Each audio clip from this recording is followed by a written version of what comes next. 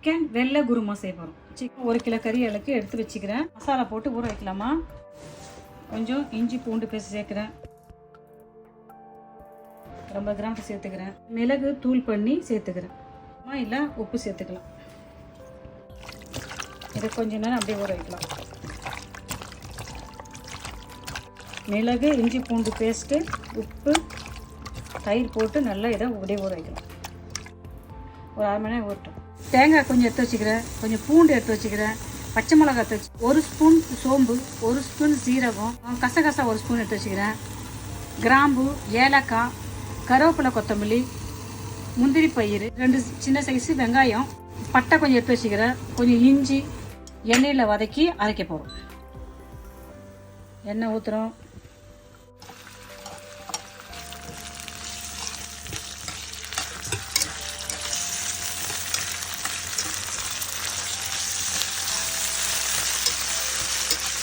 போதும் வதங்கினது.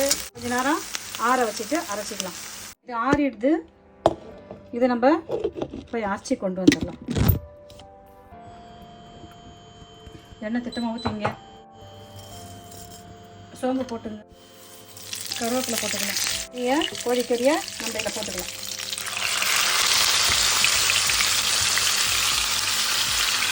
இஞ்சி பூண்டு பேஸ்ட்டு மிளகு போட்டு 1/2 மணி நேரம் ஊற வச்சுருந்த கோழிக்கறியை நம்ம இதில் ஆட் பண்ணிக்கிறோம்.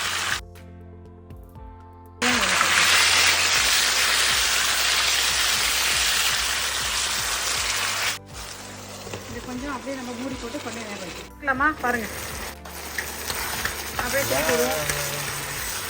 அப்படியே துணி போடுவோம். இதை பாருங்கள்.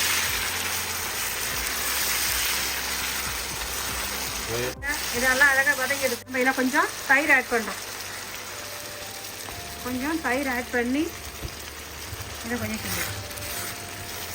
ஏற்கனவே நம்ம தயிர் ஊற்றி தான் கறியை ஊற வச்சோம். இன்னும் கொஞ்சம் தயிர் நம்ம இதில் ஆட் பண்ணிக்கிறோம். பாருங்கள், நம்ம அரைச்சி எட்டணும்ல அந்த மசாலாவை நம்ம இதில் ஆட் பண்ணுறோம்.